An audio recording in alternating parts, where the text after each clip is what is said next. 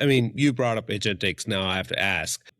Everybody has been talking about this, right? And then the first layer that's going off is like the media planning, and which is where, and you mentioned specifically when you started this conversation that, okay, the platforms are not good at picking the right sites for the campaign or the right inventory for the campaign because they're just not good at it because of the technology. So my first thought was initially like, okay, the agentic is going to solve for that, or at least it can pick up an RFP and put together the right inventory if it has access to all the supply data and all of that. So do you believe there will be agents picking inventory from the sell side for these campaigns and more involved in actually curating the deal ID itself?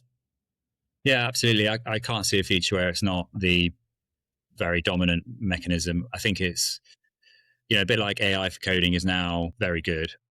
I think we're probably a couple of years before that on the advertising side of things, and I think right now you've got even when agentic is commonplace, you still have the same problems that the agents will be feeding off of information that isn't bad data. Exactly, bad data. So you're going to have the same problems. So the role for curation is exactly the same, sort of pure curation of just like what's the right audience to buy is still the same role, and the agent there will hopefully surface the right stuff. I think the whole agentic world is going to be revolutionary, but it's also like all new technologies is going to bring in a whole bunch of problems.